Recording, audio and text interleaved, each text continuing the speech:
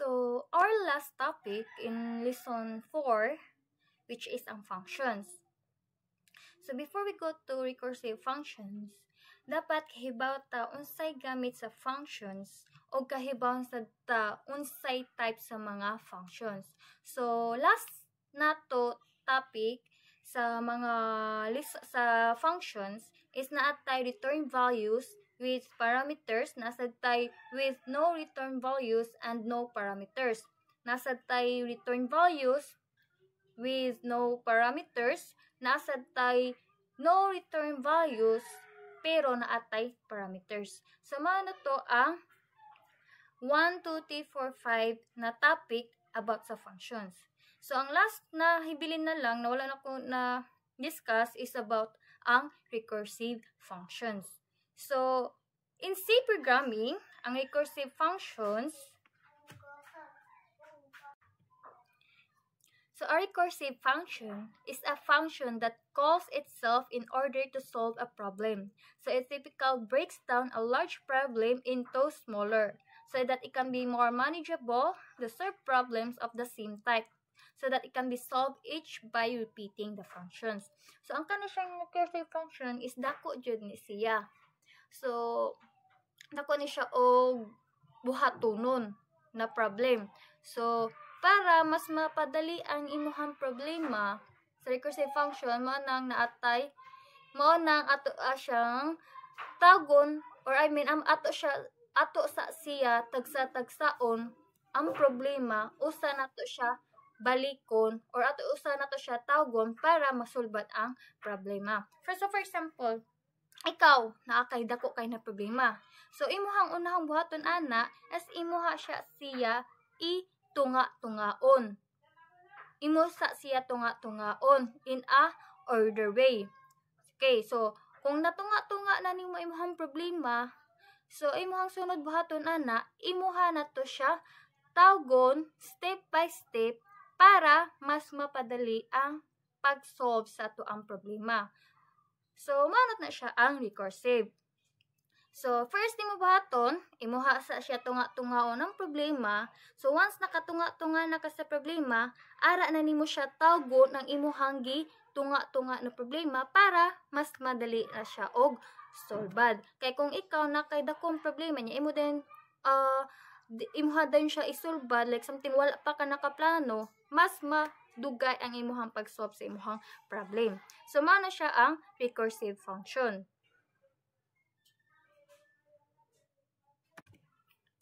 Definition and usage of recursive functions. So, a recursive function is a function that calls itself to solve a smaller versions of the same problem. So, naatay two basic or the two components of recursion. So first is the base case, is the simplest condition where recursion stops, so it prevents infinite calls. And the second is the recursive case, means the function calls itself with a smaller or simpler input until it reaches the base case. So ang pasabutan ng base case, number 1 is mao ni siya ang condition nga mohunong na ang recursion. So, same lang siya sa iteration. So, if ang atong sa iteration, diba, if ang atong condition, dili siya mo-false, magsige lang siya og true, automatic, mag-infinite loop ta. Sa recursion is, naasad siya base case. So, dapat, ang atong recursion ana, or atong ang recursive ana, dapat makuha na to ang base case. Kaya, if dili na to makuha ang ato ang base case sa recursion, ang ato ang recursive ana, nagsige na siya og balik-balik, wa siya'y kaundangan ang iyahang problem. So, dapat makuha na to ang condition sa base case para ato ang recursive mustap na siya. So, ang kani siyang recursive case, mausad ni siya ang part nga ato tawgon ang function sa iyang kaugalingon. Para makakuha ta sa ato ang solve or para makakuha ta sa ato ang result sa ato ang problem. So, mana siya ang base case and recursive case. So, sa recursive function is na siya two components. Mato ang base case and recursive case. So, why use recursive functions? So, they simplify complex problems by breaking them into smaller and manageable parts. They are useful for problems with self-similar structures such as factorials, Fibonacci numbers, and tree traversal. Kaya ba magyud tanim factorials, diba sa pa-factorials is usa ta makakuha sa next input is ato siya i-add sa next sa ihang katapad na number. And then kaya ba sa Fibonacci and the tree traversal. So they make code more intuitive for natural recursive problems. So, for example, kaning magamit pa for example ha para kuwanta sa base case and recursive case. Kay ba mo sa Roche-Chandal? Di ba ang Roche-Chandal is every inig kuha nato sa more something, di ba nakakap man na siya, something na kain-ani na siya, something for example kani draw nakain-ani siya. So, nakaoblong siya. Tapos, kung ato siya abrihon ang cup, di ba, automatic murag na nasa siya another dal, kato siya, something color gani siya, o pula, mao na ang Roche-Chandal. So, mao na ato ang hatagan og example. So, for example, naatay 25 na output. So, unsa may buhaton nato para makuha ni ang 25 na output. So, ato ang buhaton, hatagan nato siya kunuha o value ang ato ang Roche-Chandal. Tapos, sa ato ang Roche-Chandal is 5 ni kabuok ang iyahang sulod. Okay. So, 5 kabuok Roche-Chandal, tapos, nag-equivalent na siya og 5 ang value. Okay. So, natay Roche-Chandal kunuhay na 5. So, kani siya sa pinakadako, mao ni ang pinaka-first. Right. So, mani ang pinaka-first. Tapos, nag-value na siya og 5. So, naanatay usa ka Roche-Chandal. So, 1. Next is 2. Next is 2. So, kunuhay, ato na siya i-open, tapos, nanasad na siya another na Roche-Chandal. So, sa ikaduha na to na Roche-Chandal, nanasad na siya value na 5. Nanasad na siya value na 5. So, nanatay pangkaduha na Roche-Chandal. Next is pangkatulo. So, once ato na siya i-open, ang Roche-Chandal, mugawas nasad na siya ang pangkatulo na Roche-Chandal. So, value na sa tanan niya is 5. So, butang na to diri ang pangkatulo. Next is 4.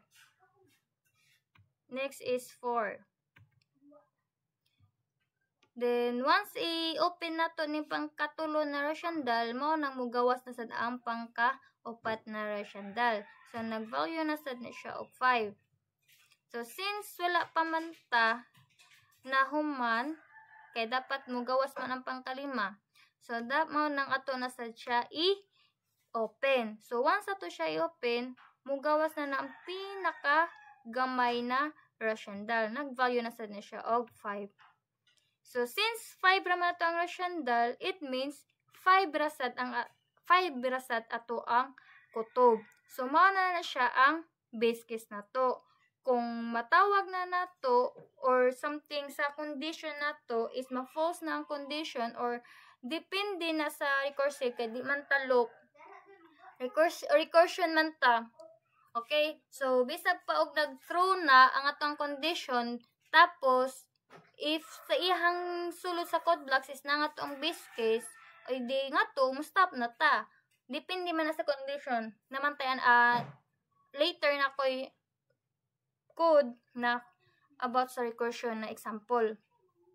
Okay, so nakakuha na ta og 5 ka Roche-Chandal na naa siya'y value. Okay. So, ara na matawag ang katong recursive case.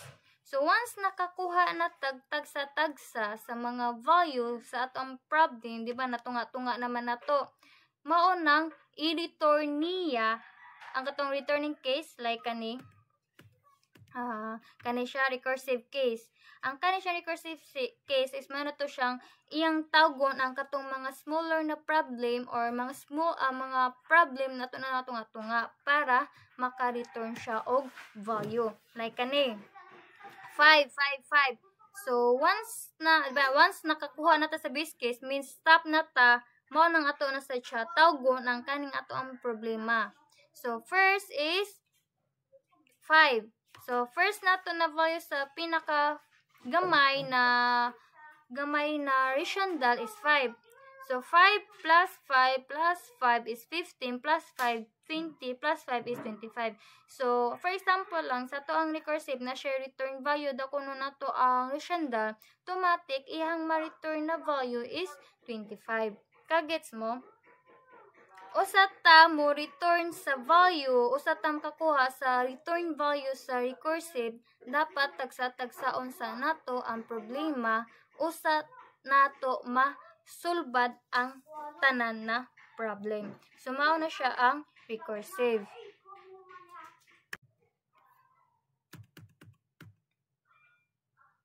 So when to use recursion versus iterations. So the features for the recursions and iterations na ay readability, performance, and complexity. So, in recursion, readability is more readable for problems like tree traversal. Kay dako man ang tree traversal, diba? So, magsige siya og natay pinaka-main, tapos ato na siya tagsa-tagsaon ang problem anak niya. For example, nakain ani, diba? Ang traversal. Tree traversal, kung mo na pinaka-main, so, nasad na siya another diri. Or, tapos diri. Tapos, dira, mag-anak-anak na iyang problem. Unsay pang kuan niya, dira. Diba, maman ang tree traversal. So, dako jud siya. So, mas dali masabot ang recursion kaysa sa iteration. So, in iteration, sa readability can be harder to understand for complex logic.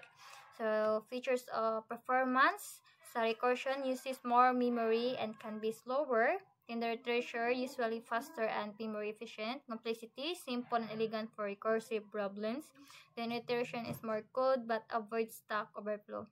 So when we use recursions when solving problems that naturally break down into smaller versions of themselves, like trees, divide and conquer algorithm, ito ang mga like factorial, dapat to sila basta kay magamit tag recursion if dagko na kay siya og problem. So use iteration when you need efficiency, especially for loops and large computations. So for example, kani siya examples of recursive functions, implementations of factorial functions. So, ari sa to example, so nagamit ta og type na function is integer. It means ang ato ang output ana should be integer, whole number. So, name sa to ang function is factorial. So, sa factorial na tayo argument n. So, mani ato ang variable. So, inside sa to ang function, nagamit na ay if else na statement. Tapos, ang end main na function na siya variable na num, which is ang value sa num is 5. Tapos, printf, ta kung nato ang statement na factorial of %d, ang %d, mao na siya ang num. So, value nato sa num is 5. So, factorial of 5 is %d, ang %d is mao ni ato ang gi-call na ato ang function na factorial. So, factorial function, then the argument num. So, kung ato gibutang diri is n, pero nagbutang ta diri sa ato ang main of 5, automatic ang ato ang variable diri is num na. So, mahimo na ni siya diri og 5. Okay. Kaya diri o num, tapos diri n. So, automatic, kung usay value diri sa ato ang num na 5, automatic mao na sad ni ang value nato diri sa argument nato sa function na n. Okay. So, if, takuno, sa if nato, na ay condition na n is equal to 0. Tapos, if mo true na siya, mo itong return na to ang 1. Return the 1. Tapos, sa else na to, if ma-false ang ato ang condition, kani, automatic mo dito ta sa else, diba? So, sa else na to, i-return daw niya ang n times na kuno sa factorial. Okay, times na to sa factorial factorial n minus 1. Okay. Kana. So, kani, start na. So, n, pila to ang n na to? 5. Okay, dali, num is equal to 5. Okay. So, 5, so n na to, which is 5 man. So, 5 is equal to 0, which is false. So, kung false man siya, maunang mo dito ta sa else na statement. So, i-return na kuno niya ang n. Pila ang n na to is diri. Pilang n na to nagibutang is 5. So, 5 times factorial n. Factorial na to, which is natong function, di ba? Factorial. So, n minus 1. So, n na ko na to is 5 man, di ba? 5 minus 1. Okay. So, automatic, 5 minus 1 is 4 na. So, it means, factorial 4 na ta. Okay, 5 man diri. So, tapos, if 5 minus 1 man na to, di siya sa return n, factorial n minus 1. Okay, so 4. So, okay man ito ang factorial ha. Ito ni factorial. So, 4 naman itong factorial, automatic, mo balik ta sa if condition. So, 4 is equal to 0, which is true, which is false. Mauna mo dito na sa else. So, i-return na ko na to ang n, which is ang n naman is 4. I-times daw na to siya sa factorial na atong n, which is 4, minus 1, dinhimo na siya og 3. So, ato ang factorial karon is 3 na. So, 3 is equal to 0, then mahimo na siya og false. Mo na mo balik na sa else. Mo dito na sa else.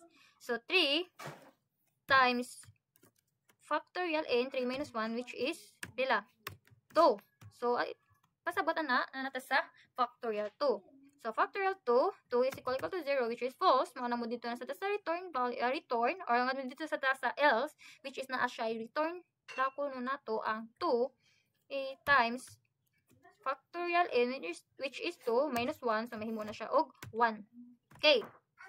So, 1 is equal to 0, which is false gapon. Mo dito ta sa else. So, n na to is 1. I-times na to, daw kuno siya sa 2 minus 1. Sa 1, n na to is 1. Minus 1 is equal to 0. Okay, so, factorial, 0 na. So, pag abot na diri, sa 0 is equal to 0, which is true naman, mauna mo dito ta sa return. Tapos, i-return na kuno niya ang factorial 1. So, ato ang factorial 1 diri na nakita diri nato sa recursive case, kanina part, recursive case, di ba, return 1. So, i-return na ko na to ang factorial na 1. Asa man to factorial 1 diri, which is ang kani. So, from diri, i-times na ni nato siya, padulong ngadto. So, it means, gisulbat sa nato, tagsa-tagsa, or gitunga sa nato tagsa-tagsa ang problem, usa nato siya i-add or usa nato siya i-solve tanan ang mga nakuha nato na problem. Okay? So, dapat 120 ang mugawas niya. Kung ato na siya calculator, okay, kani. So, iyang output 3, diba, is factorial of 5 is 120. Tapos, i-return niya ko na ang 1, which is ang factorial 1. Kani, factorial 1. So, ang value na to sa factorial 1, nakuha na to kanina is 2. So, from 2, tago na sa na to ang kani, times na to value na 3, times 3, which is ang value na to sa factorial 2 is 3 man. So, ato siya equal 6. Tapos, tago na sa na to ang factorial 3, which is ang value sa factorial 3 is times 4. So, times 4 na sa din nato siya, mahimo na siya og 24.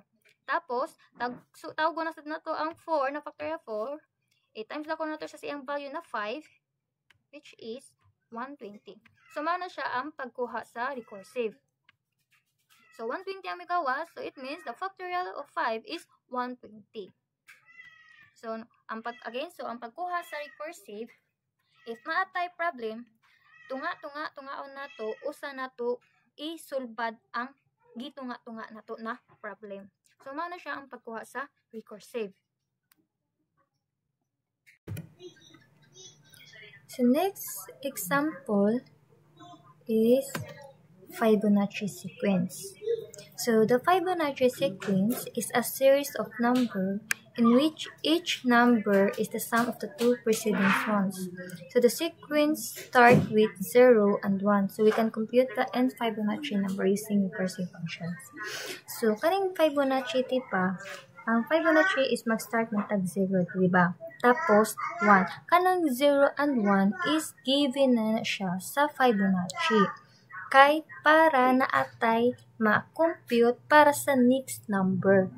Kay kung ang Fibonacci is 0 na ihang given, so unsa man ihang ma-compute kung 0 lang ang given. Diba? So dapat na jud tay 1. So manang 0 and 1 is always na siya given sa Fibonacci para naa siya ma-compute, then naa siya ma-next number. Or like kani, kung 0 and 1, so 0 plus 1, so ang ihang next number is 1. Then, ang katong next, katong na-add na 0 and 1 equal to 1, i-add na sad nimo sa another 1. So, 1 plus 1, which is 2 na. Tapos, katong 2, i-add nimo sa 1, di 1 plus 2 is 3. So, 3 plus 2, 5. Mana siya ang pagkuha sa Fibonacci na ka-sequencia. Okay. So, if, kung ano ni diri na part, if ang condition if mo true, then, mo dito na ta sa return n. Means, sa ato anang base case. Kung nakuha na to ang base case, automatic ato ang rate is stop na. Stop na, tapos, ma-return na to ang mga gipangkuha diri sa recursive case. So, again, so if ato condition mo false, mo dito na ta sa else. Ang inside sa else statement na to, na ay return Fibonacci n minus 1 plus Fibonacci n minus 2. Mana to ang Fibonacci function. Sa main function, natay usa ka variable. Ang value sa to ang variable num is 6. Then, print na to ang statement na Fibonacci number acquisition percentage. Percentage is ang num. So, position 6 is percentage. So, ang kanin siya na second percentage is gi-call na to ang ato ang gihimo na Fibonacci function the argument na num. So, kung since ang num dire ang gigamit na to na argument, automatic dire sa to argument na gihimo na Fibonacci function is automatic num na sa siya. So, since num gibutang, ang value na to sa num is 6, so automatic 6 na sad ato ang value diri sa argument A na to na name. Okay. So, for example, okay, kanang XL. So, ang ato ang n karon is 6. Okay. Ano? Is ni n equal 6. Then, if dakuno, if ato ang condition n 1. Siya. So, if matro dakuno na siya return, i-return ako na niya ang n. Pero, if ma-false nga to ang if condition, mato na ang else. Tapos, i-return ako na niya ang Fibonacci n minus 1. I-add ako na to siya sa Fibonacci na n minus 2. Tama na siya. Okay. So, magsugod na ta. So, giunsa og kuha nganong ang output is 8 man diri. Nganong ang position Fibonacci 6 is 8. So, ito siya kitaon. So,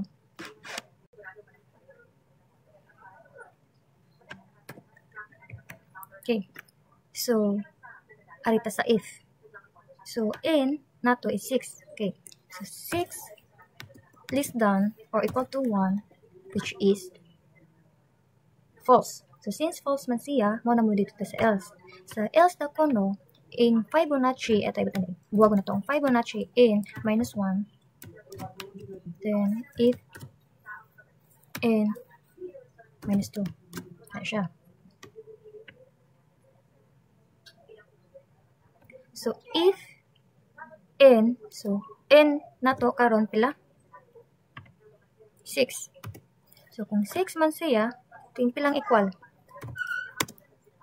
So, mahimo na siya og if 5.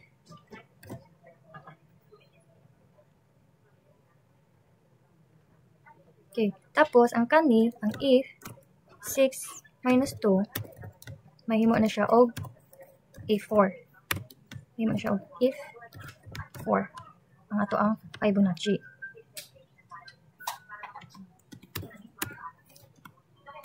Mana siya. So, saan na ito buhaton is A5.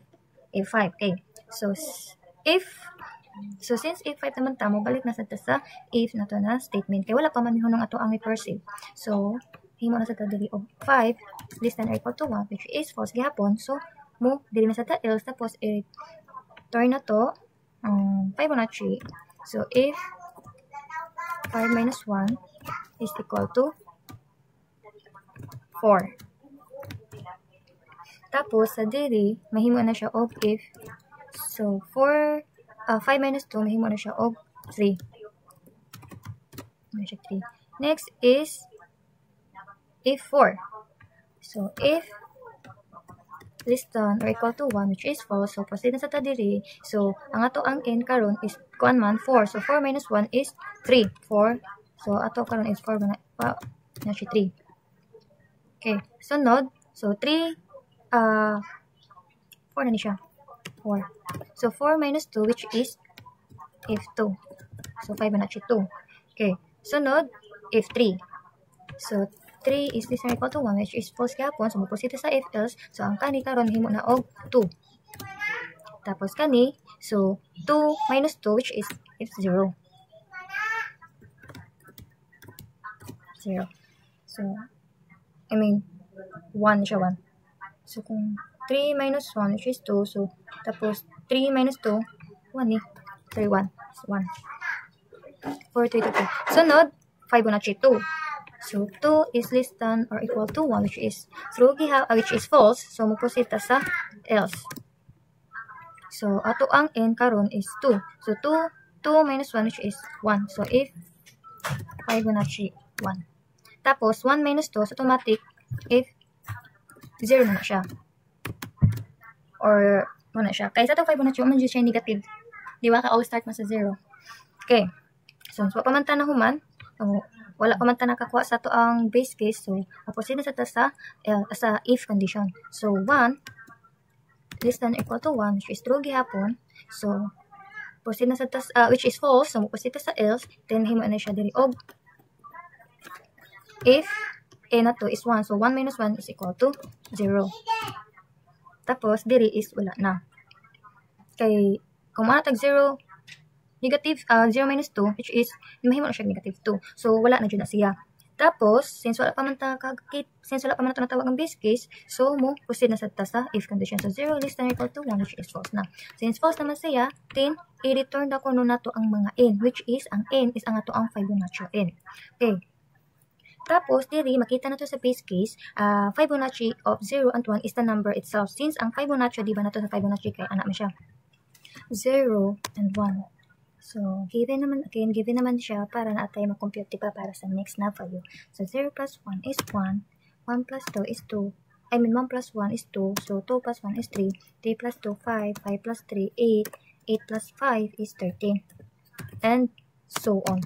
So, mawa na siya ang pagkuha na to sa Fibonacci, diba? So, dapat inanasad ang pagkuha na to diri na part. Okay. So, kani siya, so, natay Fibonacci, diba kani? 6, 5, 4, 3, 2, 1.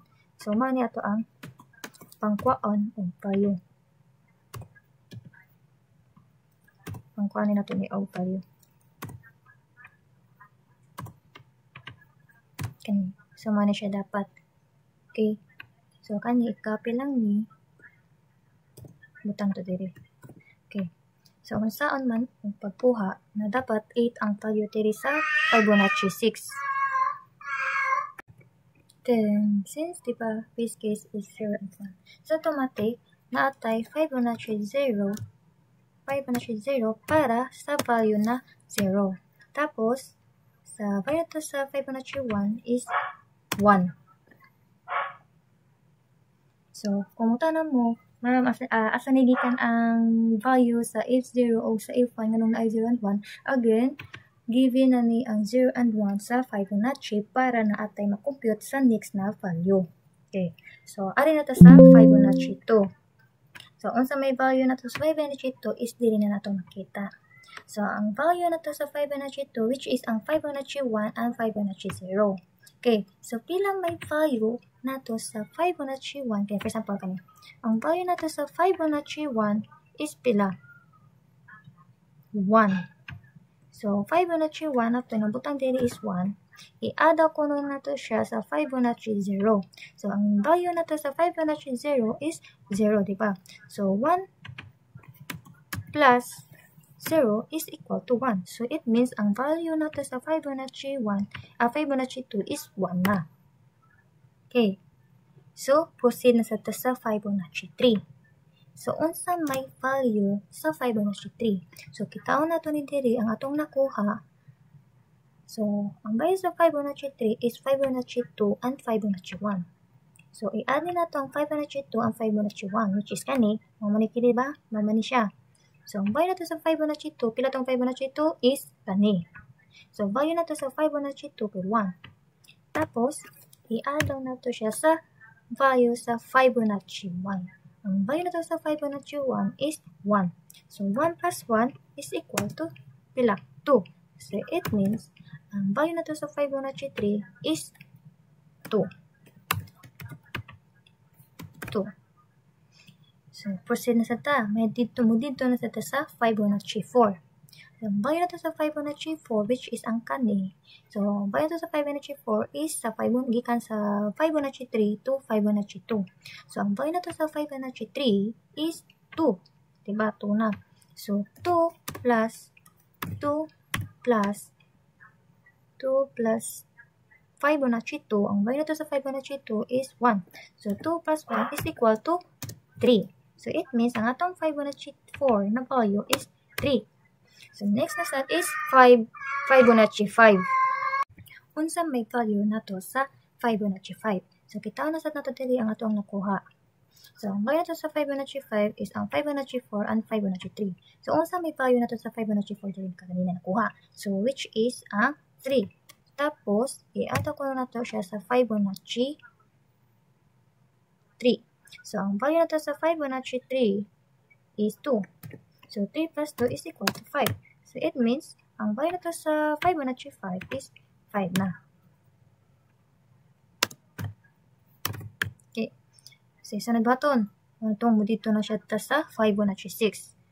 So, Fibonacci 6, ang nakuha na to na value sa Fibonacci 6 is ang Fibonacci 5 and Fibonacci 4 daw. So, ang sa may value sa Fibonacci 5 na to? Ang value na to sa Fibonacci 5 is 5. So, wata na to diri ang 5 plus i-add ko na to siya sa value na Fibonacci 4. Ang value na to sa Fibonacci 4 is 3. So, 5 plus 3 is equal to 8. Then, ang value na to sa Fibonacci 6 na is 8. So, mao na siya ang pagkuha sa recursive function. Okay? So, manang pagkuha na to again, mao yung pagkuha sa Fibonacci gamit ang recursive function. So, mao na siya. The Fibonacci number at position 6 is 8.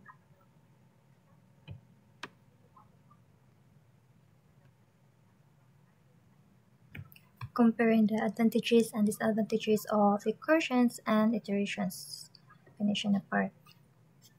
So, nagdagdag lang ko niya sa advantages and disadvantages.